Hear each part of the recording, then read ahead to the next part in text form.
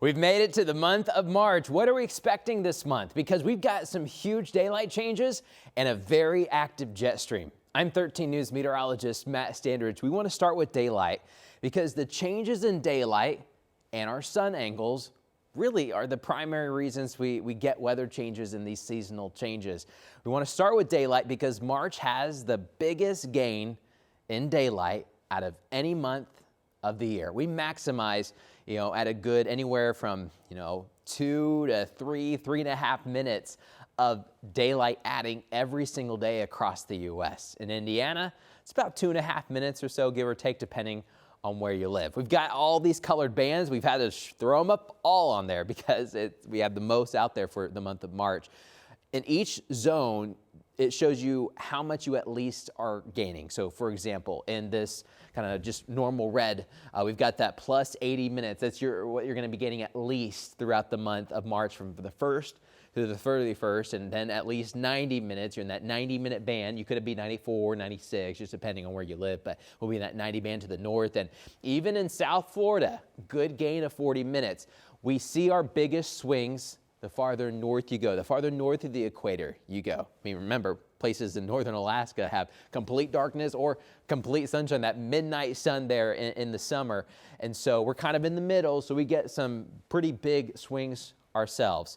But we'll start there about 50 minutes. We're gaining along much of the Gulf Coast, a good 60 minutes for Arkansas, headed into the Carolinas and all the way to Southern California. The 70 band kind of hits most of the Ohio River Valley area, back west towards Kansas into San Francisco. The red from the southern Great Lakes into New York City and back west kind of towards Eureka. And then the darker red for parts of the kind of the heart of the Great Lakes in northern Michigan through Minnesota, getting in towards Oregon. And then the very top part of the country for the lower 48, 100 minutes. Guys, that's over an hour and a half extra of some daylight. So let's take a look at Indiana, kind of by the cutoff, depending on where you live. From Lafayette to the north, you're gaining at least 80 minutes. So what, an hour and 20 minutes plus? From Lafayette, Kokomo, all the way north to South Bend.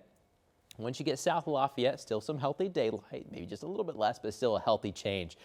78 minutes we're gaining kind of up and down the I-70 corridor, 77 in Terre Haute, and then even less as you get farther south towards the Ohio River. But we are gaining daylight at a pretty good clip.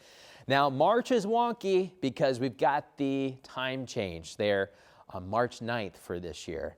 So when we're looking at sunrises, we go from 7:17, and then by the end of the month, we're at 7:29. If we didn't have the time change, it'd be at 6:29.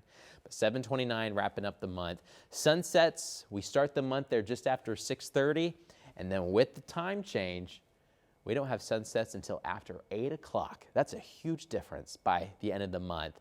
Indianapolis specifically, 1 hour and 18 minutes. That's where we get the 78 minutes of daylight gain by March 31st. So if you like the extra daylight, you're going to like March. And later this month, we'll have more daylight than we have nighttime. There at the end of February, we started getting 11 hours of daylight. By the end of March, we'll have just over 12 hours of daylight. So about 11 hours or so of nighttime. What is March typically like? We're gaining the daylight, but just because we're gaining daylight doesn't mean we're instantly warmer. It's a process. But we are getting warmer overall. Average highs generally throughout the month when you put everything together, a lot of 50s. That's where we should be. Precipitation-wise, the liquid equivalent, that is rainfall and melted snow, just over 3.5 inches. We're starting to see the precipitation chances go up starting in March. They're kind of low there in January and February overall. We can get good snows, but there may not be a lot of water all in those snows. So we're starting to see an increase in precipitation. Just looking at temperature specifically go, a lot of melting snow. You can get snows, of course. We can get much colder air than this. But our average high starting at the first of the month, mid-40s. By the end of the month, we have upper 50s. We're getting close to 60 degrees for our average daily high. We'll get those in early April, but we are getting close. So the warmer air is moving in. But speaking of the warmer air, we're going to get more melting snow, but how much snow did we pick up so far? So at the very start of the month, this is what we were dealt with. At about 20.4 inches there in Indianapolis, and that's a good estimate for much of central Indiana. Looking back, we can still get additional snow for March, but there at the start of the month, we're already better than 3 or 4 years ago. We've had the best snow in 3 or 4 years. Last time we had this much snow or more was the first winter of the pandemic. We had a couple more decent snows in parts of the late 20-teens, but really we haven't hit average in a while. Average is technically 25.5, or just averaged out to 26, kind of round up. But the last time we hit average was back in 2014 to 2015. And then remember this year, 2013 to 2014, I remember that one. That was a good one. But we haven't had one like that in quite a while. We'll have to see how March comes at us, because on average we get about 3 inches. So we'll see. This is as the end of February, the accumulated snowfall map. I know this gets real messy, but the darker colors, lower amounts. The brighter pinks show you heavier amounts. And look where they are, central Indiana and really into parts of southern Indiana and parts of Kentucky. We've had more. We've actually had a little bit more of a snow drought in parts of north central Indiana. We're talking Lafayette to Rensselaer and to Kokomo and Tipton, east into Black County, even Jay County. We've been kind of there on the edge, and then it picks up again once you get closer to the snow belt. But to be honest, this isn't a whole lot for us in northern Indiana. So this is what we've had so far. I want to show you what we typically really should be at by the end of the winter. We're not quite there yet, but we are getting close. The majority of our snow should have happened. Of course, we can get snows, you guys know, April and May. We've had Indy 500s with snowflakes flying around. We have Indy 500s with tornadoes on the ground. You never know what you're going to get around here. But average snowfall, we should be getting that 50, 60 inch mark there in parts of Michiana. We're just not there yet. We'll have to see, but we are way behind. Central Indiana, we're pretty good. You know, we might be just an inch or so below average, but we're there. Southern Indiana, big overperformer so far this winter. And we're technically not done. Now our chances are getting kind of low, especially for southern Indiana to get additional snows, but it definitely can happen. But we've definitely overperformed towards the south. It was that big January storm that really kind of made everything wonky in the snowfall map especially for southern Indiana, where they got several inches. But here are the average snowfall totals we get throughout the winter season. January's our snowiest month. December's number 2, January's number 3, and March is number 4. But hey, that's not bad for March. So we still have a whole month to go of snow chances, decent snow chances. Usually on average, once again, an average. We don't always see average, of course. But on average, Indianapolis gets this last 1+ inch of snow in mid to late March. And so we've still got snow chances on the way. And of course, you can still add a little bit more in April and May, but not every year do we do that. It can happen for sure. But March, we are at the tail end. We are calming things down from a snowfall perspective as we do get warmer systems on the way. Just for March specifically, I wanted to show you over the last 30 years how much snow we've gotten on average. Remember, Indianapolis at 3.2, so we're in that 3-inch range. Less to the south and west, more to the north and east. So once you get towards Richmond and Muncie, even there towards Peru and Marion, Fort Wayne, up to South Bend and the region there in northwest Indiana, about 4 inches on average is what we can get, maybe a little bit more right there by the state line in parts of the Michiana area, there in the lake effect snow belt. Some good news though, also for March. I know we're talking about snow. If you don't like the snow, we're headed in the right direction. If you love the snow, hey, we've had a decent year. That's good for most Hoosiers. But this is good news for everyone. We are breaking up the clouds.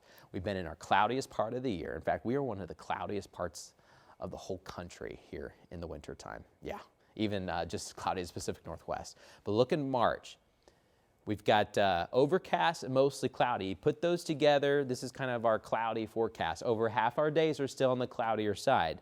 Starting next month in April, we start switching things up. We finally start getting more days with sunny skies than cloudy days. But I will tell you, March, on average, is our windiest month of the year. And we're going to show you some maps here in a moment to kind of explain why. But the jet stream is active. We have so many swings from cold days to warm days and back and forth that when you have all those swings, you've really got to have big winds in order to kind of help you with those swings. We notice in March, on average, our wind is above 10 miles per hour. We've been in our windy period. I mean, winter is a windier time, but here at the tail end of winter, early spring is really when we get some good wind.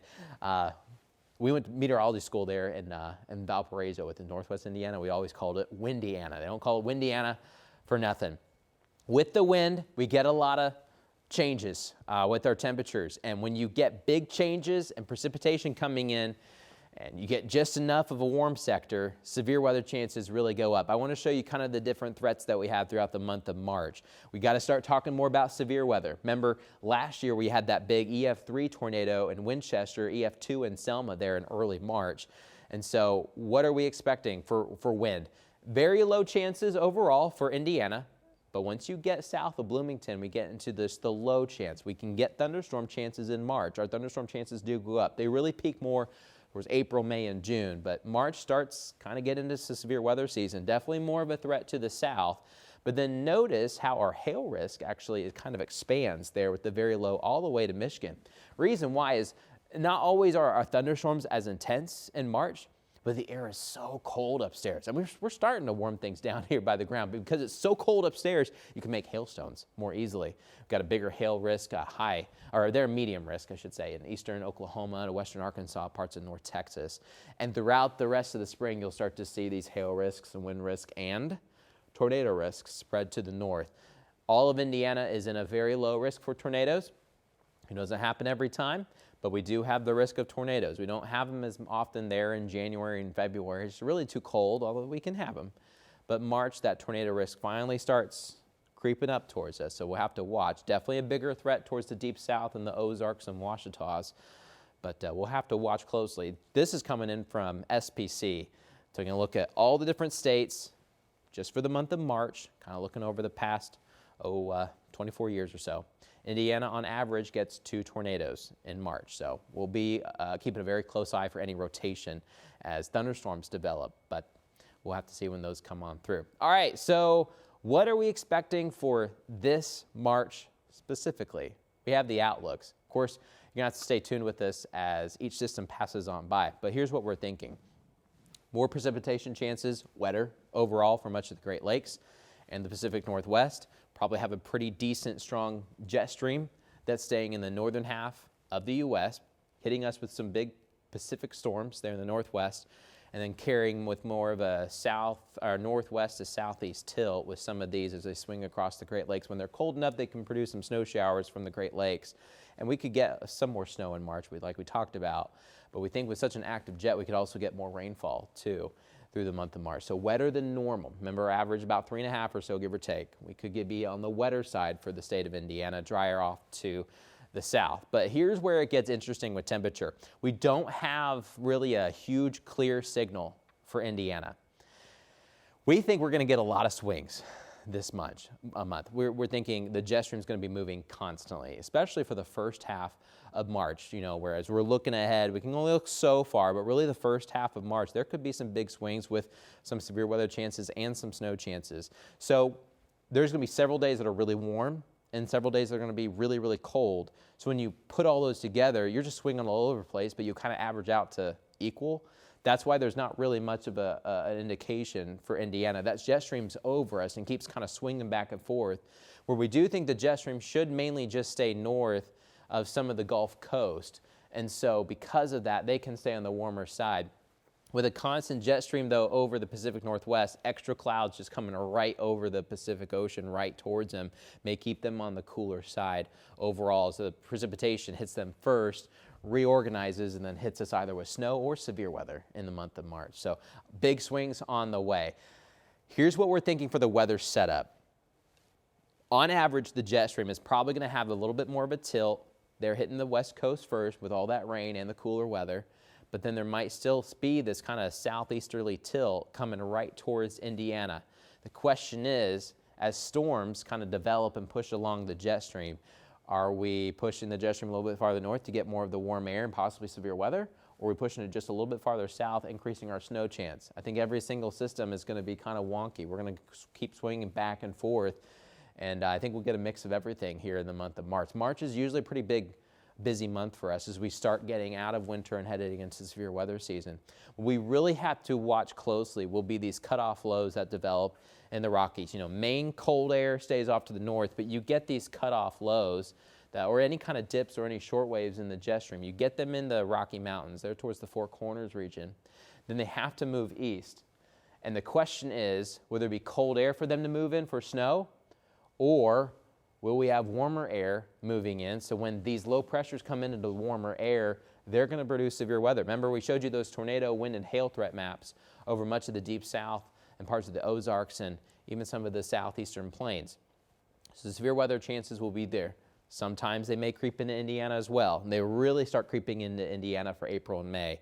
But there could be a couple shots. We've had severe weather here before in March, so we really have to be on the lookout. But the bulk of the severe weather probably stays to our south and to our west. So we'll be watching this jet stream very closely. Expect a very active March. There'll be some quiet days, but then if we start creeping up, you know, we want the warmer air, right?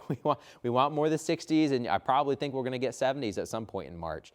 But when we start getting warmer like that, any kind of cold front coming through, we'll possibly have the severe weather chances. So active month, we think, for March. Buckle up, stay with the weather team. We'll keep you updated as each system passes through. Make sure you keep it here, keep it local, and as always, we'll keep you advised.